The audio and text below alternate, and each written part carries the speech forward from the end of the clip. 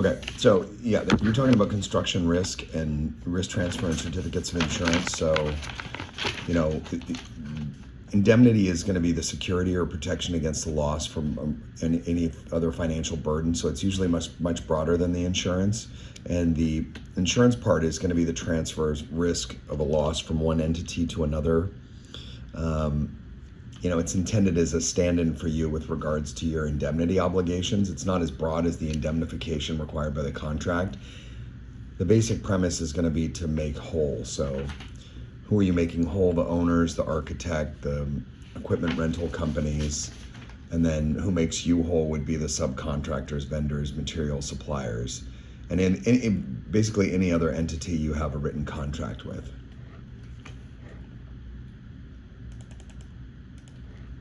Yeah, so how would you make them whole would be in the contract. They're passing indemnity and insurance requirements onto you through a contract. And then for your whole or partial negligence, in addition to the defense and other obligations, there's insurance, self-insurance, bond, or other financial obligation. And that certificate of insurance is a document that provides information about the insurance policies. And yeah, the party you sent it to is the certificate holder, and they list, one or more lines of insurance, the limited that are associated with those coverage. Yeah, those are the limits, and the insurer providing the coverage. So they'd also include any endorsements such as like additional insured or waiver of subrogation. And then the reason we're issuing those is because an owner or a general contractor is going to require a contractor to provide evidence that the coverage requested in the contract is in effect at the time of the limits and the terms are requested.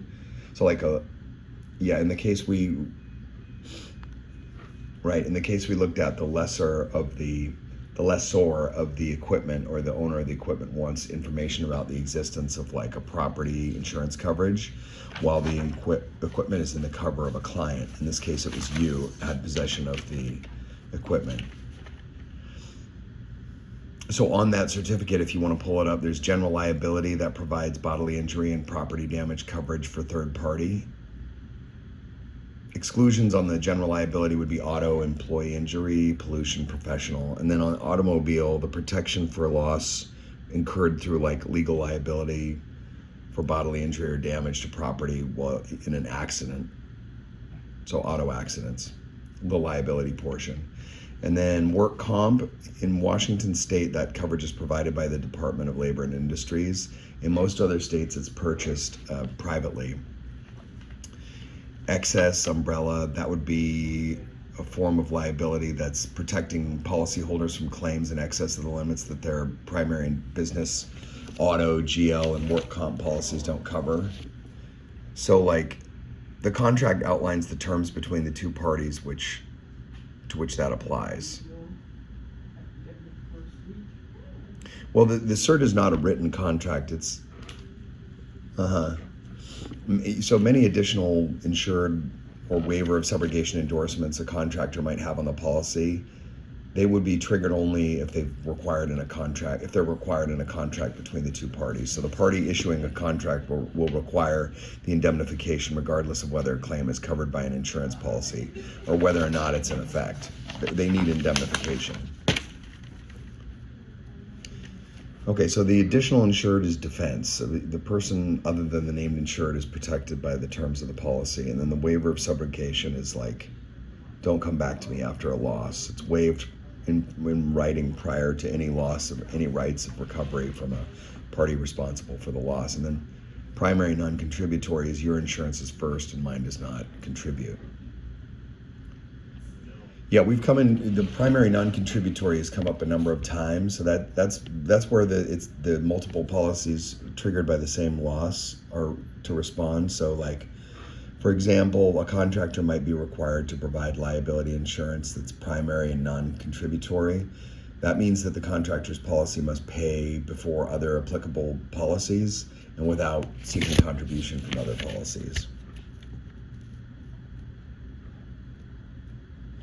Well, that had to do with the kind of the two sides of the GL policy. There's premises and operations and products and completed operations. So the premises and operations that's the period of time where you're, in ongoing performance of the work, and then typical claim scenarios involve bodily injury or property damage to third parties.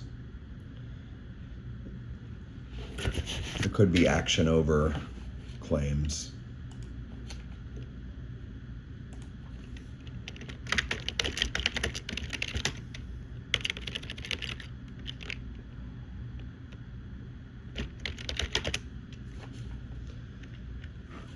Well, that's sort of a sidebar conversation. It's not the main conversation, but an action over claim would be, that's like when an employee, after they received work comp benefits from their employer or through the state, files a claim against a third party whose negligence allegedly contributed to the injury.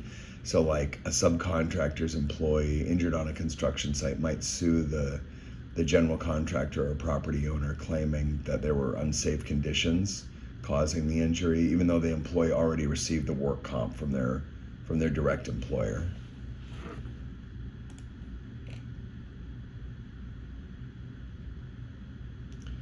So there are indemnity provisions. So like if the subcontractor agreed to indemnify the general contractor or owner, then the liability for the employee's injury can pass back to the subcontractor.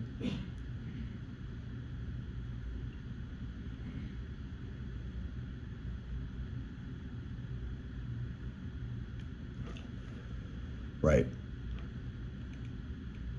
So most GL policies exclude coverage by claims by employees of the insured, employer's liability exclusion, but action over claims can create like coverage disputes because the liability could arise from like contractual obligations rather than the direct employment.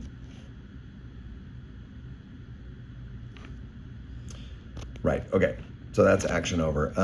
Products and completed operations, that's the period of time when your work has been put to its intended use. So like a typical scenario on that would be a construction defect claim. So like you've built the house and then it's sold, so your work is done, and it's that period of time after is the products and completed operations.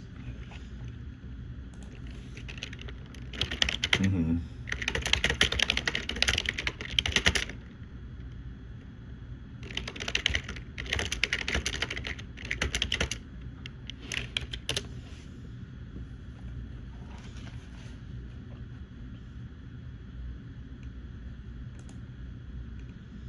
Yeah, so completed operations, well, we're talking Washington State. So if your claim would arise from, let's see, what does the policy language say? Construction, alteration, repair, design, planning, survey, or engineering upon real property, then the clock starts 6 years after substantial completion of construction.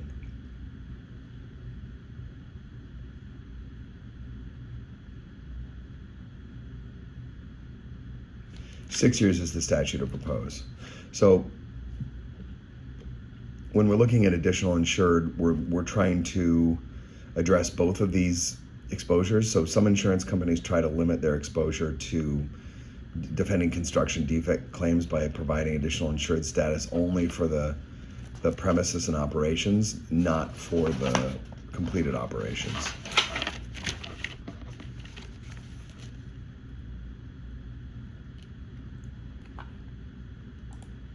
Right, so well, those like the defense, indemnity, insurance obligations, those are passed to you through the contract. And so you should also contractually obligate your downstream parties to defend and indemnify.